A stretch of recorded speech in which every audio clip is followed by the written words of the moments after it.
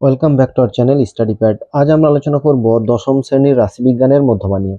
এই মধ্যমার 26.2 এর পার্ট 3 নিয়ে আজ আমরা আলোচনা করব। পার্ট 3 তে আমরা 11 দাগের যে সমস্যা আছে সেখান থেকে সমাধান করার চেষ্টা করব। দেখো 11 দাগের সমস্যায় কি বলা হয়েছে, যে নিচের তথ্যের মধ্যমা নির্ণয় করি। শ্রেণী সীমানা বলা আছে এবং পরিসংখ্যা বলা আছে। এখানে আমাকে কি করতে হবে, ক্রমযোগী পরিসংখ্যাটা বের করতে হবে। এর পূর্বে আমরা 10 পর্যন্ত অর্থাৎ পার্ট 1 এবং পার্ট 2 এ এর 10 পর্যন্ত 1 থেকে 10 পর্যন্ত যে সমস্যাগুলো আছে সেগুলো নিয়ে আলোচনা করেছি। লিস্টের লিঙ্ক তোমরা ডিসক্রিপশনে পেয়ে যাবে, চাইলে সেখান থেকে প্রত্যেকটা সমস্যার সমাধান তোমরা দেখতে পারো। তাহলে আমরা 11 দাগের যে ছকটা দিয়েছে সেখান থেকে আমরা মধ্যমাটা নির্ণয় করি। এখানে দেখো প্রথমেই আমরা শ্রেণী এবং পরিসংখ্যা দুটোই দেখো লিখে নিয়েছি, শ্রেণী এবং পরিসংখ্যা। তাহলে পরিসংখ্যা থেকে কি বার করবো আমরা, ক্রমযোগী পরিসংখ্যা। প্রথমে আছে 5, তো 5 যুক্ত 6 তার মানে হচ্ছে 11, 11 সঙ্গে 15 যোগ তার মানে হচ্ছে 26, 26 সঙ্গে 10 যোগ মানে 36, 36 সঙ্গে 5 যোগ মানে হচ্ছে 41, 41 আর 4 হচ্ছে 45, 45 আর 3 হচ্ছে 48, 48 আর এখানে হচ্ছে 2 তার মানে হচ্ছে 50। তাহলে এখানে n কত বেরোলো, n হচ্ছে 50। তাহলে n যখন 50 আমার বেরিয়ে গেছে, তাহলে n যখন 50 বেরোলো তাহলে n/2 কত, n/2 তার মানে হচ্ছে 50/2 তার মানে হচ্ছে 25। ঠিক আছে, 25 কত, এখানে দেখো 11 থেকে বেশি, তাই না? 11 থেকে বেশি হচ্ছে 26, 11 থেকে বেশি কত হচ্ছে 26, তাহলে 26 মানে এই 12 থেকে 26 পর্যন্ত, তাহলে এর মধ্যে কত থাকছে, 25 থাকছে। তাহলে আমার এখানে মধ্যমা শ্রেণীটা লিখে নিতে হবে। তাহলে মধ্যমা শ্রেণী লেখার আগে আমরা যেটা লিখবো যে 25 এর ঠিক বেশি ক্রম ক্রমযৌগিক ক্রমযৌগিক সংখ্যা ক্রমযৌগিক পরিসংখ্যা ক্রমযৌগিক পরিসংখ্যা হচ্ছে 26, 25-এর ঠিক বেশি। ঠিক আছে, তাহলে এবার আমাকে কি করতে হবে, মধ্যমা শ্রেণীটাকে লিখতে হবে। মধ্যমা শ্রেণী, মধ্যমা শ্রেণীটা কত, দেখো 26-এ কত আছে, 26-এ 15 থেকে 20, তাহলে মধ্যমা শ্রেণীটা হচ্ছে 15 থেকে 20। তাহলে এখানে আমার কি কি জানা গেল, n/2 জানা গেছে। তাহলে এল হচ্ছে কত, এল হচ্ছে 15 নিম্ন সীমানাটা। এরপর হচ্ছে এইচ এর ডিস্টেন্সটা হচ্ছে 5। এরপর হচ্ছে এফ কত হচ্ছে, দেখো এফ এবং সিএফ দুটোই আমার দরকার। তাহলে এফ হচ্ছে কত, 15, এফ হচ্ছে 15 আর সিএফ ঠিক আগের ক্রমযৌগিক পরিসংখ্যা। তাহলে আগের ক্রমযৌগিক পরিসংখ্যা কত, 11।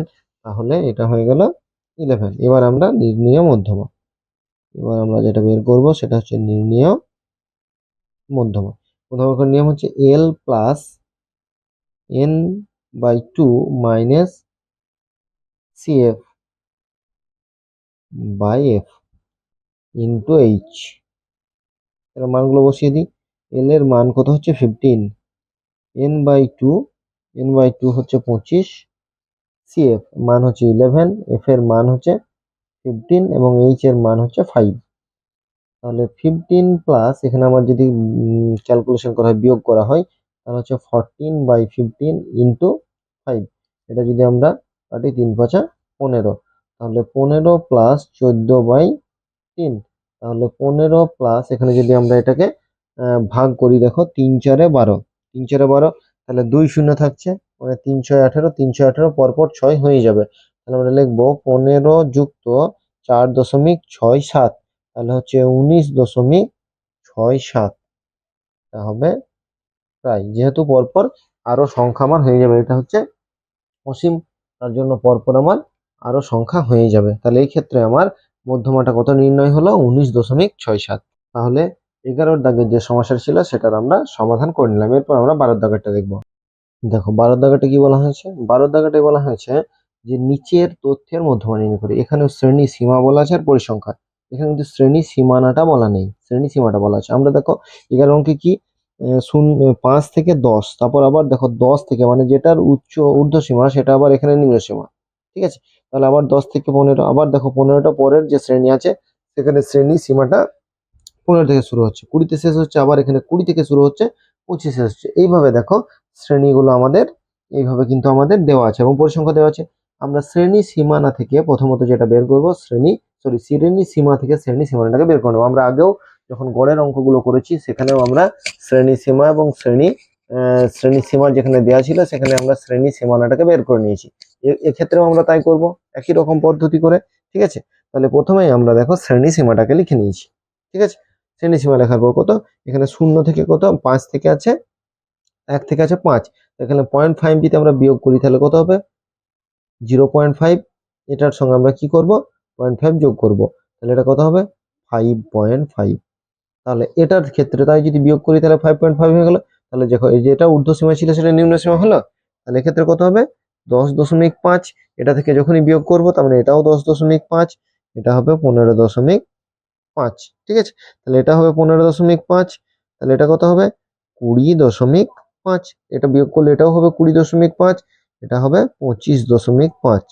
ঠিক আছে, তাহলে প্রত্যেকটার ক্ষেত্রে দেখো আমরা 0.5 যোগ বিয়োগ করে কিন্তু এই শ্রেণীটাকে পেয়ে গেলাম। ঠিক আছে, 30.5, এখানে হবে 30.5 থেকে 35.5। ঠিক আছে, তাহলে যোগ বিয়োগ করে আমরা এটাকে পেয়ে গেলাম। তাহলে শ্রেণী সীমা থেকে শ্রেণী সীমানাটা পেয়ে গেলাম। এবার পরিসংখ্যা দেওয়া আছে, ক্রমযোগী পরিসংখ্যা বের করব। 2 2 আর 3 5 5 আর 6 11 11 আর 7 18 18 আর 5 হচ্ছে 23 23 আর 4 হচ্ছে 27 27 আর 3 হচ্ছে 30, তাহলে n সমান কত 30। ঠিক আছে, তাহলে n এর মানটা আমরা এখানে পেয়ে গেলাম। তাহলে n এর মান যখন পেয়ে গেলাম আমরা n/2 এর মানও পেয়ে যাব। ঠিক আছে, এখান থেকে n/2 এর মানটা পেয়ে যাব। তাহলে n/2 কত, n/2 ইকুয়াল টু কত হবে এখানে 30/2, তার মানে হচ্ছে 15। n/2 এর মান হচ্ছে 15। দেখো 15টা কত, এই যে আছে 15, 15 এর ঠিক বেশি ক্রমযৌগিক পরিসংখ্যা হচ্ছে 18। ঠিক আছে, তাহলে আমরা লিখব যে 15 এর ঠিক বেশি ক্রমযৌগিক পরিসংখ্যা হচ্ছে 18। ঠিক আছে, তাহলে মধ্যমা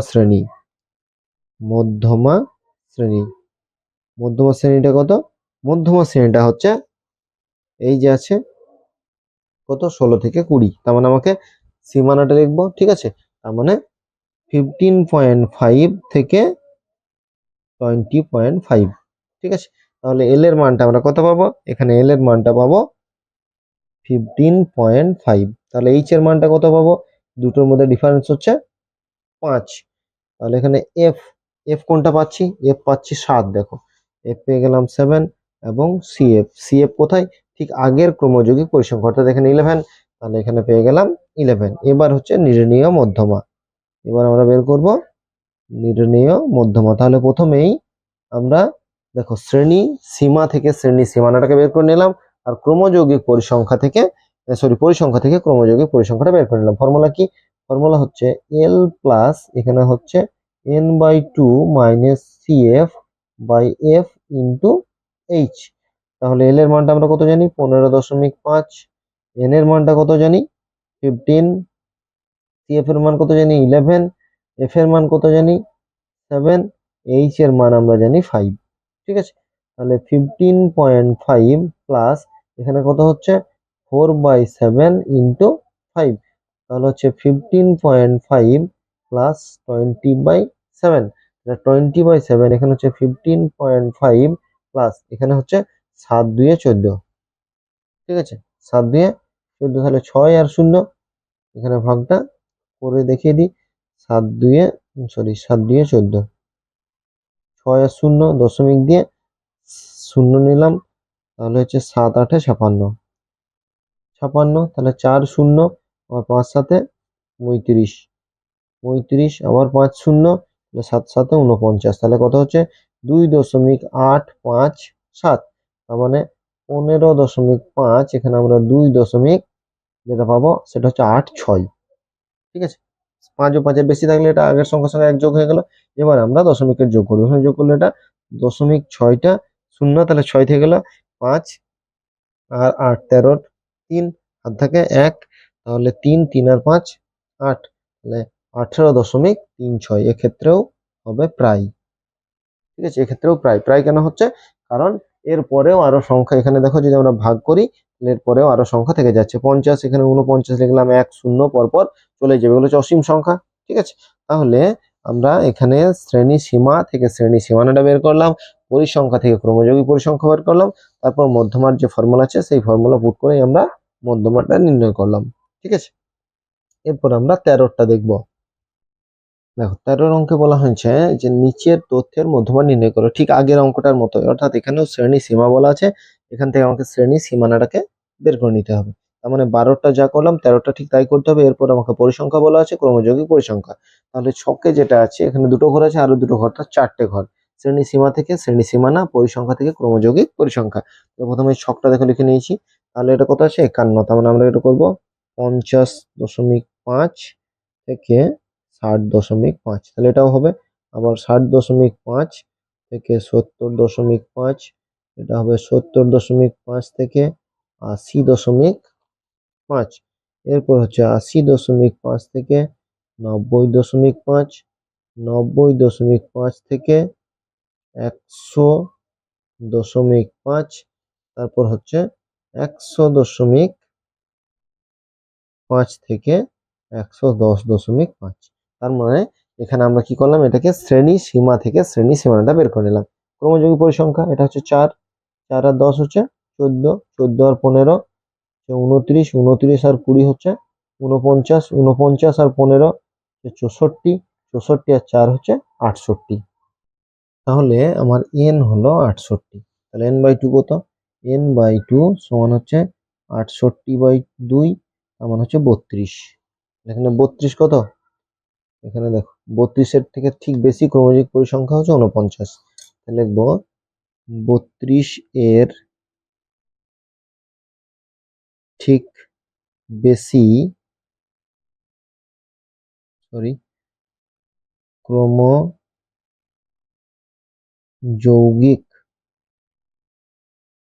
পরিসংখ্যা, ক্রমযোগিক পরিসংখ্যা কত? 32 থেকে বেশি হচ্ছে 49। ঠিক আছে, 32 এর থেকে বেশি হলো 49। তাহলে অতএব মধ্যমা শ্রেণী, অতএব মধ্যমা শ্রেণী। তাহলে মধ্যমা শ্রেণীটা কত হবে? দেখো মধ্যমা শ্রেণীটা হবে এই যে অংশটা আছে, তার মানে কত? তার মানে হচ্ছে 80.5 থেকে 90.5, 80.5 থেকে 90.5। তাহলে এখানে এলটা আমরা পেয়ে গেলাম। এল কত পাচ্ছি? 80.5। এইচ কত? 10। এফ, এফটা কত পাচ্ছি? এফটা পাচ্ছি দেখো 20, আর সি এফটা 29। তাহলে এফ হলো 20 এবং সি এফ হলো 29। এবার আমরা নির্ণেয় মধ্যমা বের করব। নির্ণেয় মধ্যমা, নির্ণেয় মধ্যমা ফর্মুলা কি? L plus n/2 minus C F by F into H. তাহলে এল এর মান কত? এল এর মান হচ্ছে 80.5। n/2 কত? n/2 এর মান আমরা কত হলো? 32। তাহলে 32 মাইনাস 39, এফ এর মান হচ্ছে 20, এইচ এর মান হচ্ছে 10। তাহলে 80.5 প্লাস এখানে কত হচ্ছে 3, 3/20 গণিত 10, 0 0 কেটে গেল, তাহলে কত? 3/2। তাহলে 80.5 যুক্ত 1.5, এখানে ভাগ করলে হচ্ছে 1.5, তাহলে হচ্ছে 81, 82। ঠিক আছে, তাহলে মধ্যম কত হয়ে গেল? 82। তো এটা একটা ভুল হয়ে গেছে, এটা 68, তাহলে 34, এটাও হবে 34। ঠিক আছে, তাহলে 34 যদি হয় তাহলে এই জায়গাটা হবে 34, 34 হলে এটা হবে 5, 2.5 হচ্ছে, সরি এটা হচ্ছে 2.5, তার মানে হচ্ছে 83। একটা মিস্টেক হয়ে গেছিল, মিস্টেকের জন্য পুরো অঙ্কটা কিন্তু দেখো ভুল হয়ে যাবে। ঠিক আছে, একটুকু ভুলের জন্য। সমান কত? এখানে 68/2, আমি করেছিলাম 32, কিন্তু 68/2 করলে হয় 34, তার মানে সেটা 34 এর ঠিক বেশি ক্রমযোগী পরিসংখ্যা হচ্ছে 49। তাহলে মধ্যমা শ্রেণী ঠিক ছিল, থেকে এল ঠিক ছিল, সবই ঠিক ছিল, শুধুমাত্র এখানে আমরা যখন n/2 এর মানটা ভুল করেছিলাম তার জন্য পুরো অঙ্কটাই ভুল হয়ে গেছিল। ঠিক আছে, তাহলে এটার অ্যান্সার কত বেরিয়ে গেল? 83। তাহলে এখানে নির্ণয় মধ্যমা 83। তাহলে প্রত্যেকটা অঙ্ক, বারবার বলছি, প্রত্যেকটা অঙ্ক খুবই সহজ, যদি আমরা ঠিকঠাক বুঝতে পারি খুব সহজেই এই অ্যান্সার গুলো করতে পারবো। ঠিক আছে, দেখো 14টা কি বলেছে, নিচের তথ্যের মধ্যমান নির্ণয় করো। এখানে বলেছে 10-এর কম, 20-র কম, এরকম করে বলা আছে 90-এর কম পর্যন্ত। এবার এটা যেটা বলা আছে এরপরে ছাত্রছাত্রীর সংখ্যা 12, 22, 40, 60, এটা দেখো যত নিচে যাচ্ছে তত বেড়ে যাচ্ছে। অর্থাৎ এখানে যেটা বোঝা যাচ্ছে দেখে যে ক্রমযৌগিক পরিসংখ্যাটা দেওয়া আছে, তাহলে আমাকে পরিসংখ্যাটা বের করতে হবে। দেখো ভালো করে এখানে দেখলেই বুঝতে পারবে, দেখো পরপর যখন বেড়েই যাবে পুরোটাই বেড়ে যাচ্ছে। এখানে দেখো 12, 22, 40, 60, 72, 87, 102, 111, 120, অর্থাৎ পুরোটাই বেড়ে গেছে। তার মানে ধাপে ধাপে বাড়ছে, তার মানে ক্রমযৌগিক পরিসংখ্যাটা দেওয়া আছে। আর এখানে বলেছে 10-এর কম, 20-র কম, তার মানে কত, 10-এর কম মানে 0 থেকে 10, 20-র কম মানে 10 থেকে 20, এইভাবে আমরা কিন্তু শ্রেণী সীমানাটাকে লিখবো আর পরিসংখ্যাটা এখান থেকে বিয়োগ করে করে বের করব। তাহলে ছকটা তো আমাদের আছে, এখান থেকে আমরা লিখি। তাহলে 10-এর কম মানে 0 থেকে 10, তারপর হচ্ছে 20-র কম মানে 10 থেকে 20, 30-এর কম মানে 20 থেকে 30, তারপর হচ্ছে 30 থেকে 40, 40 থেকে 50, 50 থেকে 60, 60-এর কম মানে তারপর হচ্ছে 60 থেকে 70, 70 থেকে হচ্ছে 80, এবং 90-এর কম মানে হচ্ছে 80 থেকে 90। এরপর আমরা পরিসংখ্যাগুলো বের করি। তাহলে প্রথমে একটা 12, 12ই থাকছে। এবার আমরা 22 থেকে 12টা বিয়োগ, ঠিক আছে, 22 মাইনাস 12, তার মানে হচ্ছে 10, ওখানে যোগ করছিলাম এখানে বিয়োগ করব। তারপর আমরা কত পেলাম, এখানে আমরা কি করব, 40 থেকে 22টাকে বিয়োগ করব। তাহলে 40 মাইনাস 22, তার মানে হচ্ছে 18। তারপর হচ্ছে 60 মাইনাস 40, তার মানে হচ্ছে 20। তারপর হচ্ছে 72 মাইনাস 60, তার মানে হচ্ছে 12। তারপর হচ্ছে 87 মাইনাস 72, তার মানে হচ্ছে 15। তারপর হচ্ছে 102 মাইনাস 87, এটাও হচ্ছে 15। তারপর হচ্ছে 111 মাইনাস 102, তার মানে হচ্ছে 9। আর 120 মাইনাস 111, তার মানে হচ্ছে 9। ঠিক আছে, তাহলে এটা আমার এন কত বেরিয়েছে, এন বেরিয়েছে 120। ক্রমযোগ পরিসংখ্যা দেওয়া আছে, তাহলে এন বাই 2 কত, এন বাই 2 হচ্ছে 120 বাই 2, তার মানে হচ্ছে 60। এখানে 60 দেখো, এখানে 60, তাহলে আমাদের শুধু 60 নয়, মানে 60 থেকে বেশি নিতে হবে, তাই তো। আমরা লিখবো 60 এর ঠিক বেশি ক্রমযৌগিক পরিসংখ্যা। 60 থেকে বেশি কত আছে, দেখো 72 আছে, 60 এর থেকে বেশি হচ্ছে 72, মানে এখানে হচ্ছে 5 নম্বর যেটা আছে এটা।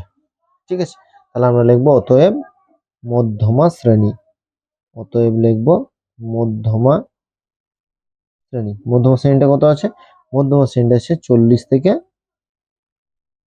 50। তাহলে এই ক্ষেত্রে আমার এল কত, এল হচ্ছে 40, এইচ হচ্ছে 10, এফ কত হচ্ছে, এফ হচ্ছে দেখো, এফ এখানে আমার হচ্ছে 12। ঠিক তার আগে ক্রমযোগ পরিসংখ্যা হচ্ছে 60, তাহলে আমরা এফ লিখবো 12 এবং সি এফ লিখবো 60। এবার আমরা লিখবো নির্ণেয় মধ্যমা। ঠিক আছে, প্রত্যেকটা ক্ষেত্রে যেটা আমরা এন বাই 2 পাবো, ঠিক আছে, এন বাই 2 যেটা পাবো ঠিক তার আগের যে ক্রমযৌগিক পরিসংখ্যাটা থাকবে, ঠিক ঠিক পরের। ঠিক আছে, এখানে দেখো 60 এর ঠিক বেশি ক্রমযৌগিক পরিসংখ্যা, 60 এর বেশি ক্রমযৌগিক সংখ্যা কত, 72। তাহলে আমার 72 এর যে শ্রেণীটা সেটা হচ্ছে মধ্যমা শ্রেণী। 72 এর শ্রেণী মধ্যমা শ্রেণী কত ছিল, 40 থেকে 50, নিম্ন সীমানাটা হচ্ছে এল। তাহলে আবার মধ্যমার ফর্মুলা কি, এল প্লাস এখানে হচ্ছে N minus 2 minus N, N by 2 minus C F by F into H. এবং মানগুলো বসাই, একটা হচ্ছে 40, এন বাই 2 আমি কত পেলাম 60, তাহলে 60 মাইনাস সি এফ কত 60, এফ কত, এফ হচ্ছে 12 ইন্টু এখানে হচ্ছে এইচ, এইচ হচ্ছে 10। তাহলে দেখো এটা 0 হয়ে যাচ্ছে, তাই না। তাহলে 40 প্লাস এখানে 0/12 ইন্টু 10, তার মানে এখানটা পুরোটাই 0। তাহলে 40 প্লাস 0, তার মানে এটা কত হচ্ছে 40। নির্ণেয় মধ্যমা দেখো কত বেড়ে গেল 40। ঠিক আছে, নির্ণেয় মধ্যমা বেরিয়ে গেল 40। তাহলে এই ক্ষেত্রে আমার কি হলো, পুরোটাই এই যে ক্যালকুলেশন একটা 0 হওয়ার জন্য পুরোটাই কিন্তু 0 এখানে আমার হয়ে গেছে। তাহলে 14 দাগের যে সমস্যাটা ছিল দেখো সেটার আমরা সমাধান করলাম। এখানে 14 দাগের সমস্যাটা বলা ছিল, এখানে শ্রেণীটা বলা ছিল, এখানে সীমানাটা বলা ছিল, বের করে নিলাম। আর ক্রমযৌগিক পরিসংখ্যা বলা ছিল, সেখান থেকে আমি পরিসংখ্যাটাকে বের করে নিলাম, তারপর মধ্যমা নির্ণয় করলাম।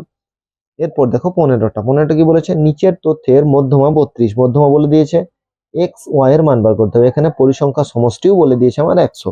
তাহলে এখানে পরিসংখ্যাতে এক্স ওয়াই দেওয়া আছে, যখন ক্রমযৌগিক পরিসংখ্যা করব সেখানে এক্স এবং ওয়াই দুটোই যোগ হবে, দিয়ে আমার ক্রমযৌগিক পরিসংখ্যা বেরোবে। সেই ক্ষেত্রে আমার শর্তানুসারে সমান করে আমরা পরবর্তীতে এক্স এবং ওয়াই এর মানটা বের করব। চলো 15 প্রথমে ছকটাকে লিখে নিই। দেখো আমরা ছকটা প্রথমে লিখে নিলাম, ঠিক আছে। ছক লিখে নেওয়ার পর এবার আমাকে কি করতে হবে, ক্রমযৌগিক পরিসংখ্যা বের করব। তাহলে এখানে হচ্ছে 10, এখানে কত হবে 10 যুক্ত এক্স, তারপর এটা কত হবে 10, আর এখানে হচ্ছে 25, তার মানে হচ্ছে 35 যুক্ত এক্স, তারপরে 35 সঙ্গে 30 যোগ 65 যুক্ত এক্স, তারপর কত হচ্ছে plus Y, 65 plus X plus Y, আর 65 এখানে 10 যোগ করলে কত হবে 75 যুক্ত এক্স যুক্ত ওয়াই। ঠিক আছে, এটা বলে দেওয়া আছে, এটা হচ্ছে এন। ঠিক আছে, এটা বলে দেওয়া আছে এন।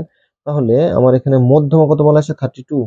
তাহলে আমরা লিখব যে মধ্যমা বলা আছে 32, আর পরিসংখ্যা সমষ্টি,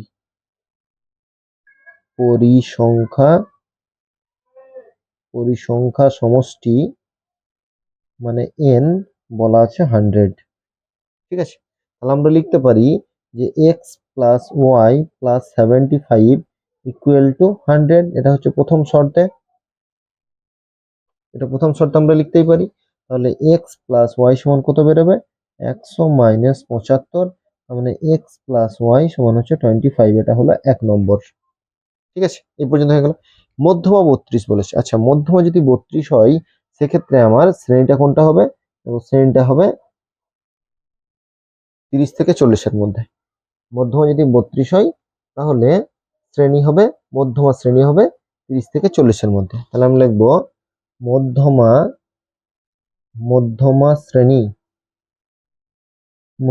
শ্রেণী হচ্ছে 30 থেকে 40। ঠিক আছে, মধ্যমা শ্রেণীটা আমরা পেয়ে গেলাম। তাহলে মধ্যমা শ্রেণী পেয়ে গেলাম, এক্স ওয়াই এর মান আমরা জানি। তাহলে এখানে আমার যদি মধ্যমাটাকে বের করি, মধ্যমা শ্রেণী মানে এল পেয়ে গেছি।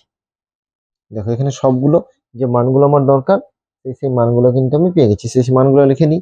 এখানে এল হচ্ছে 30, এইচ হচ্ছে 10। আচ্ছা, এখানে আমার তাহলে এফ এফ কত হচ্ছে, এফ হচ্ছে 30, আর সিএফ ঠিক আগের ক্রমযৌগিক পরিসংখ্যা মানে 35 প্লাস এক্স।